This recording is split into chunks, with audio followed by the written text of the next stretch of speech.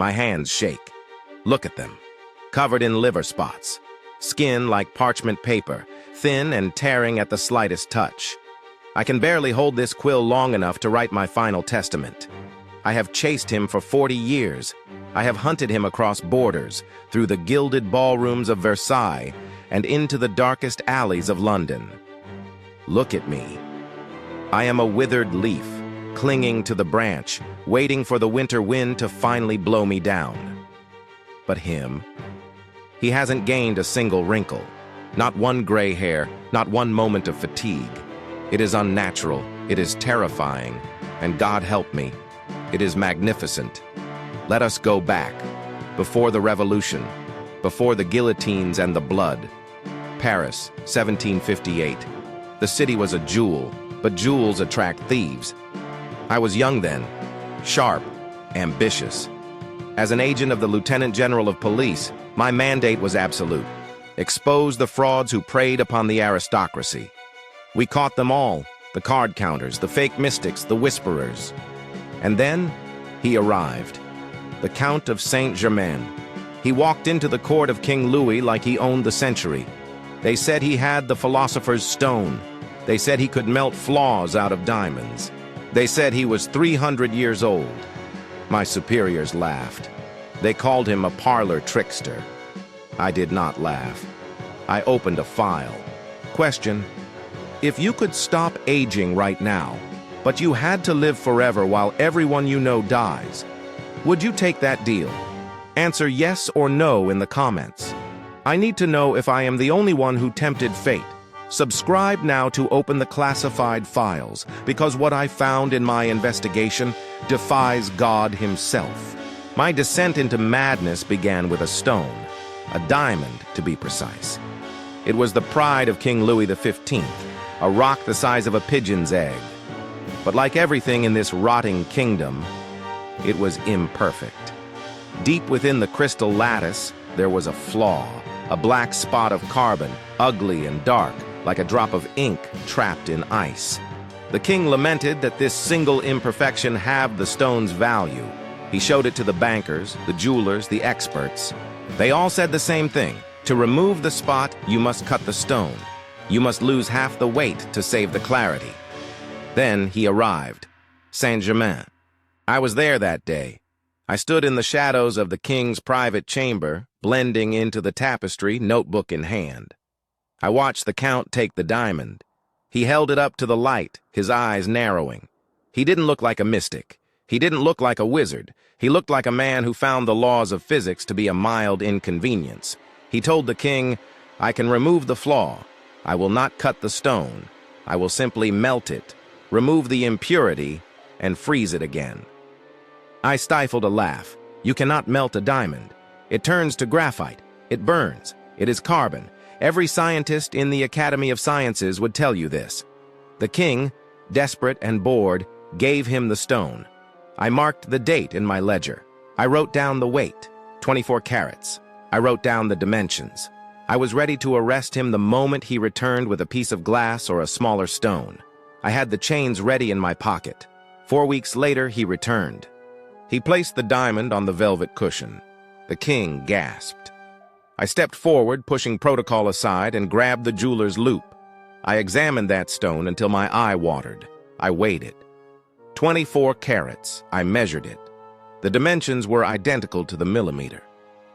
But the water was clear. The black spot was gone. It had vanished.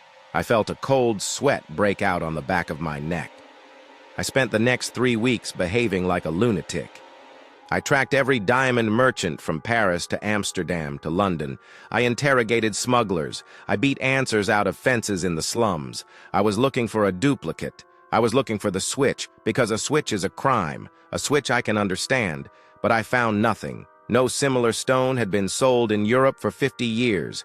That was the first crack in my reality. He had done the impossible, but stones are cold. Stones do not speak. I needed a witness. I needed flesh and blood. I found her in a crumbling estate on the outskirts of the city. The Countess von Georgi. A relic of a bygone era, her name whispered in history books from the reign of the previous king. She was 80 years old, perhaps 90. Her skin was mapped with the geography of a century, hanging loose on her bones. The air in her parlor smelled of lavender, dust, and impending death. I sat across from her. I showed her the sketch of Saint-Germain. Her teacup rattled in the saucer. She touched the paper with a trembling finger. "The Marquise," she whispered. "No, madame," I corrected her, my voice sharp. "This is the Count of Saint-Germain. He is the new favorite at Versailles." She shook her head, her eyes clouding over with memory. "No, Inspector. I know this man. I met him in Venice. My husband was the ambassador there. It was a masquerade ball." "When?" I demanded. "When was this ball?" She looked at me, her eyes lucid and terrifying. 1710. I did the arithmetic in my head. 1710. That was 48 years ago. If the man in my sketch was 45 years old today, he would have been, what, -3? Or was he 45 then too? "Madame," I said, leaning in, my shadow falling over her face. "You are mistaken. The man in this picture is in his 40s. If you met him 50 years ago, he would be 90 now. He would look like, well, like you." She did not take offense. She simply stared at the sketch. "I asked him the same thing, Inspector. I met him again just last week at the court. I walked up to him. I was an old woman, ruined by time. He was exactly the same. Not a gray hair, not a line on his face. I asked him, 'Are you the son of the Marquis de Montferrat I knew in Venice?' And?" I pressed. "What did he say?" "He smiled," she said, shivering. "That terrible, gentle smile. He said, 'No, madame, I am the man himself. I was very fond of you in Venice.'" I left her house feeling a chill that the summer sun could not warm. I walked the streets of Paris for hours. I couldn't go back to the station. I couldn't look at my files. I felt the weight of my own mortality pressing down on me. My knees ached. My breath was short. I was dying, slowly, day by day, ticking towards the grave. And he was skipping through time like a stone across a pond. I decided to change tactics. If I couldn't catch him on history, I would catch him on chemistry. I turned to Giacomo Casanova. Casanova was a scoundrel, a libertine, and a liar. But he was a man of the world. He knew every trick, every hustle, every sleight of hand used by card sharps and fake magicians. If Saint-Germain was a fraud, Casanova would spot the wires. I cornered Casanova in a tavern. He was drunk, but his mind was sharp.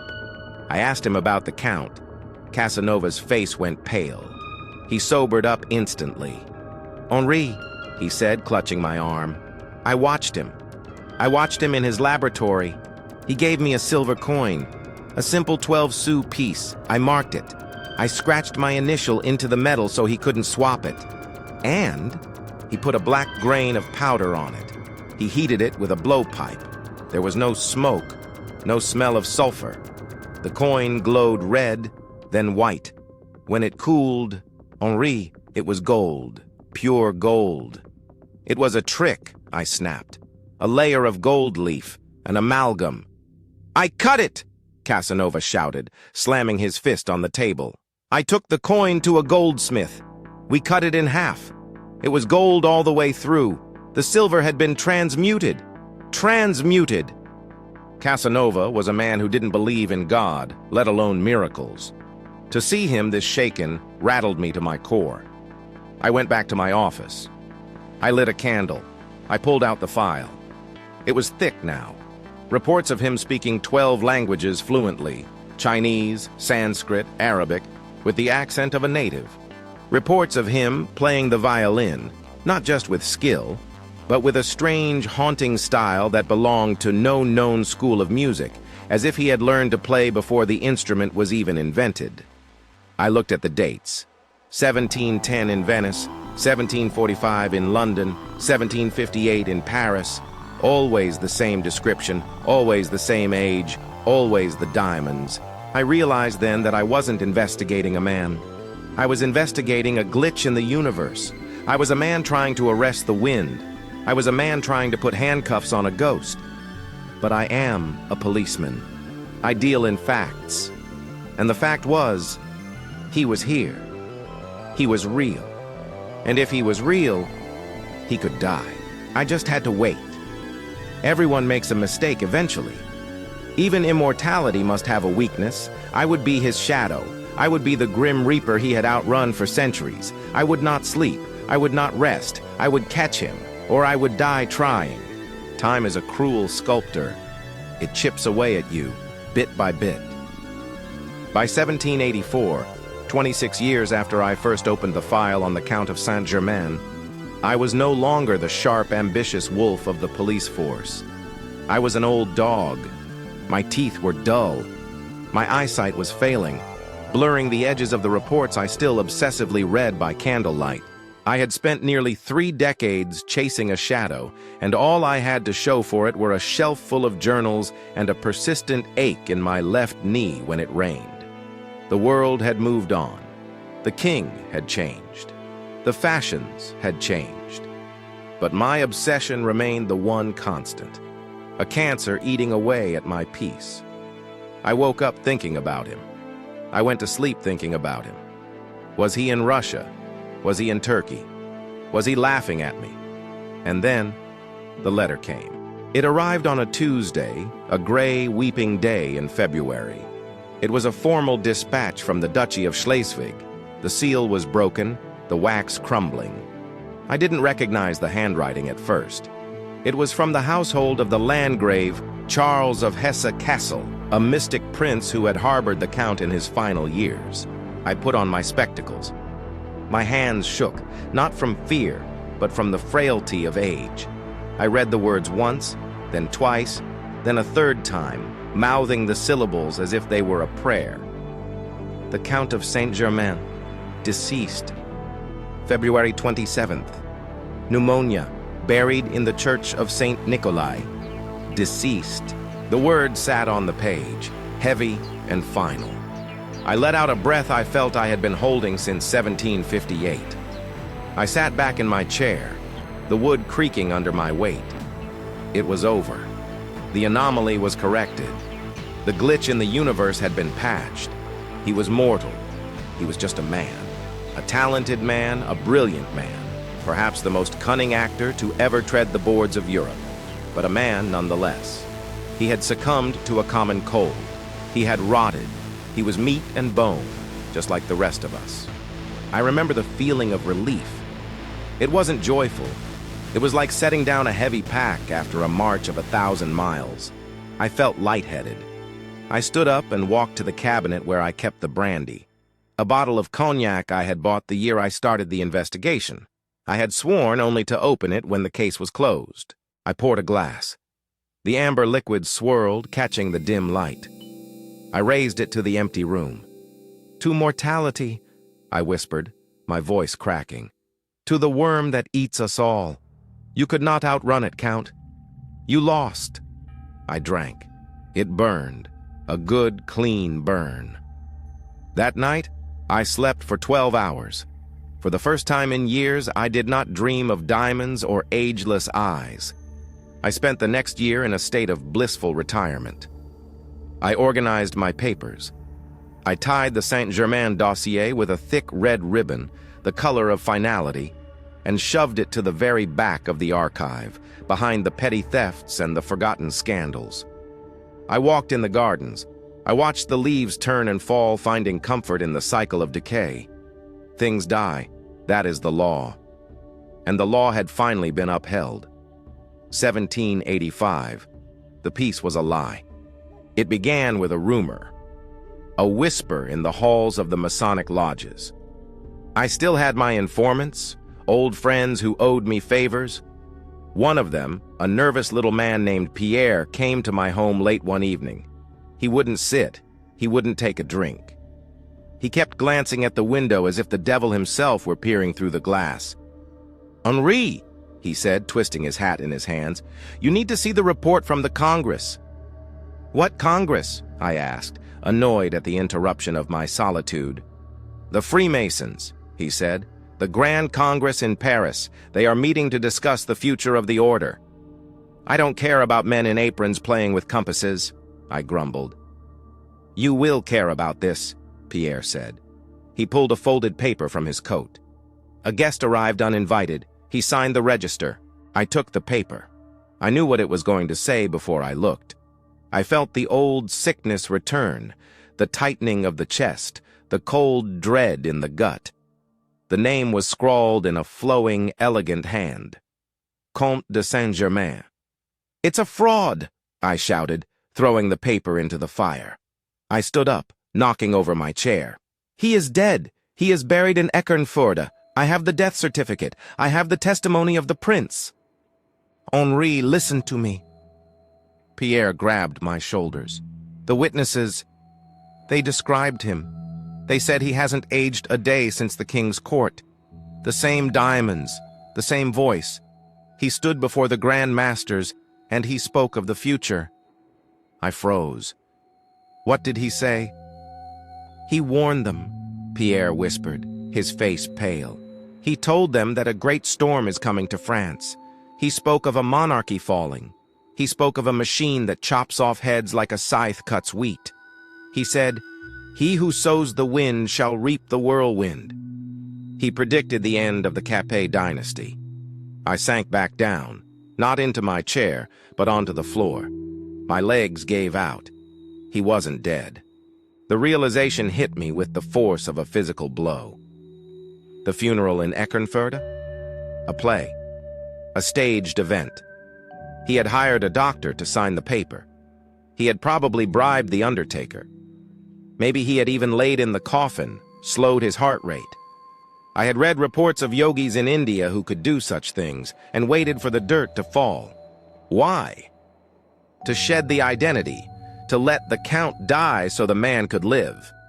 He had felt the eyes of the world on him, my eyes, the king's eyes, and he had decided to exit stage left. But he couldn't stay away. His ego, or his mission, or whatever demon drives him, forced him back. He came back to warn the Masons. He came back to prophesy the blood that was about to drown us all. I looked at the fire where the paper was burning. The name Saint-Germain turned to ash and floated up the chimney. "Death is just a costume," I muttered. "It's just a coat he takes off when it gets too heavy." I felt a tear roll down my cheek. It wasn't sadness. It was despair. Absolute, crushing despair. I had celebrated a victory that never happened. I was an old man, dying by inches, and he was out there, eternal, playing chess with history while I was struggling to play checkers. I stood up. I went to the archive. I tore the red ribbon off the file. It snapped with a sharp sound like a bone breaking. I opened the dossier. I dipped my quill in the ink. My hand shook violently, splattering black droplets across the page. Under the entry for death, 1784, I wrote a single word in jagged, angry letters. Resurrected. He was back. And I knew with a terrible certainty that this time only one of us would survive the encounter. And it wouldn't be him. The storm he predicted has finally broken. It is July, 1789. The air outside my window is thick with the smell of black powder and burning wood. The Bastille has fallen. The mob is tearing the city apart, stone by stone, searching for a justice they will never find. The streets are running with blood, just as he said they would. But I am not there to witness the end of my world. I am trapped in this bed, a prisoner of my own failing body. The doctor came this morning. He didn't look me in the eye. He spoke of rest and comfort. I know what that means. It means the clock has run out. My breath rattles in my chest like dry leaves scraping against a tombstone. My hands are cold, so cold that I cannot warm them, no matter how many blankets they pile upon me. I am alone. My assistant fled the city days ago. My friends are either dead or hiding. The irony is not lost on me. I spent my life hunting a ghost, chasing a phantom through the centuries. And now, At the very end, I am the one fading away. I am the one becoming a memory. The candle by my bedside flickers. There is no draft. The window is closed against the smoke. The flame dances, turns blue, and stands still. The door opens. I do not need to turn my head. I know that step. I know the shift in the air pressure. The smell of the sick room, of sweat and medicine and old age, is instantly replaced. Ozone, ancient roses, the crisp scent of a winter morning in the Alps. He stands at the foot of my bed. He looks exactly the same. Exactly. It is an insult to nature. The same charcoal eyes, deep and unreadable, the same high cheekbones, the same velvet coat, cut in a style that hasn't been fashionable for 20 years, yet on him, it looks like the future. He holds a tricorn hat in his hands. There is no dust on his boots, despite the riots outside. He looks at me. And in his eyes, I do not see the mockery I expected. I do not see the triumph of the victor standing over the vanquished. I see pity. That is the worst part. He pities me. "You look tired, Henri," he says. His voice is melodic, perfect, untouched by the screaming of the mob outside. "I am dying," I wheeze. The words taste like copper. "But you remain." He steps closer. He places a hand on my forehead. His skin is cool, soothing against my fever. "We all remain, Henri, in one form or another. Matter is neither created nor destroyed. It merely changes." "Stop it," I choke out, grabbing his wrist with the last of my strength. My grip is weak, a child's grasp, but he does not pull away. "No more riddles, no more philosophy. I am a policeman. I need a confession. Tell me what you are." He looks down at my hand, then back to my face. "You wasted your life asking how, Henri. You spent 40 years trying to find the trap door, the hidden wire, the duplicate brother. You never stopped to ask why." "Why?" I whisper. "Because someone has to remember," he says softly. The room seems to darken, the shadows lengthening to wrap around him. "History is a ship that sinks, Henri. Empires rise and fall. Kings are beheaded, cities burn. The details are lost in the waves. I am the lifeboat. I carry the memory of what was, so that the future might not be so blind." "You are a monster," I say, but there is no venom in it anymore. Only awe. "Perhaps," he smiles, that sad, terrible smile. "Or perhaps I am just a man who refused to say goodbye." My vision blurs. The darkness is encroaching from the edges of my sight, a vignette closing in. I want to arrest him. I want to scream for the guards. I want to slam the cell door shut and finally close the case. But my hand slips from his wrist. My chest heaves one last time. "Rest now, Inspector," he whispers. "The chase is over. You ran a good race." I close my eyes. And the last thing I see is not the darkness of death, but the light of the diamond, the perfect, flawless diamond, glinting in his cravat. Henri died that night, July 14th, 1789. The chaos of the revolution swallowed his passing. His files were scattered, lost, or burned. The official investigation into the Count of Saint-Germain died with him. But the file didn't close. It couldn't, because the sightings didn't stop. If Saint-Germain was just a man, just a charlatan with a good dye job and a lot of confidence, he should have disappeared into the footnotes of history. But he didn't. 1821, London. A retired soldier writes in his diary of meeting a man who spoke of the Crusades as if he had held the sword himself. The description? Identical. 1890, Rome. A French diplomat spots a man in the Piazza Navona. He recognizes him from the portraits in the Louvre. He approaches. The man turns, smiles that same sad smile, and vanishes into the crowd. But let's fast forward. Let's go to the era of cameras and television, because this is where the story shifts from folklore to something far more disturbing. France, the 1970s. A man appears on the scene. He calls himself Richard Chanfray. He claims to be the Count of Saint-Germain. He dates the singer Dalida. He is charismatic, erratic, and brilliant. The media treats him like a joke, an eccentric playboy. But then he goes on live television, in front of a panel of chemists and skeptics. He brings a camping stove and a lead crucible. He takes a piece of lead, heavy, dull, gray lead. He melts it. He adds a pinch of projection powder from a small vial. The cameras zoom in. This isn't a grainy recount from the 18th century. This is videotape. The lead bubbles. It glows. And when it cools, it is gold. The chemists test it. It is pure. Chanfray looks at the camera, his eyes burning with an intensity that makes you want to look away, and says, "I am who I say I am." Chanfray committed suicide in 1983, or so the report says. His body was found in a car. But there were rumors that the body was a plant, rumors that the suicide was just another exit stage left, another funeral in Eckernförde. And finally, we go to New Orleans, the French Quarter, a city that loves its ghosts. There is a legend there of a man named Jacques Saint-Germain. He moved into a mansion on Royal Street in 1902. He threw lavish parties. He spoke perfectly of events from 300 years prior. But he never ate the food he served. He only drank red wine. One night, a woman jumped from his balcony screaming.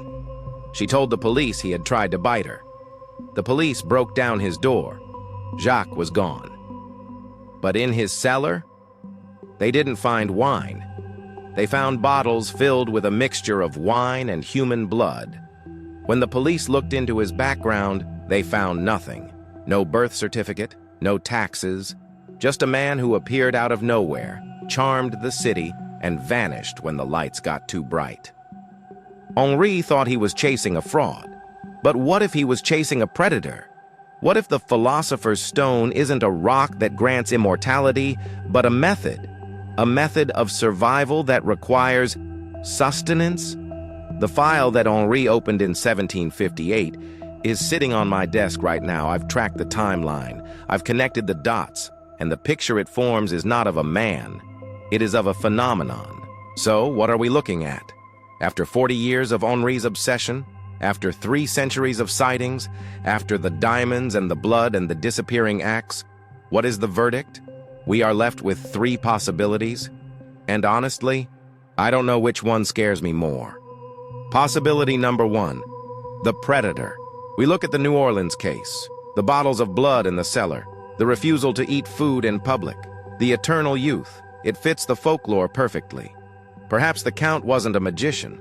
Perhaps he was a parasite, a high-functioning, incredibly intelligent apex predator who learned that the best way to hide from pitchforks and torches was to dazzle us with diamonds.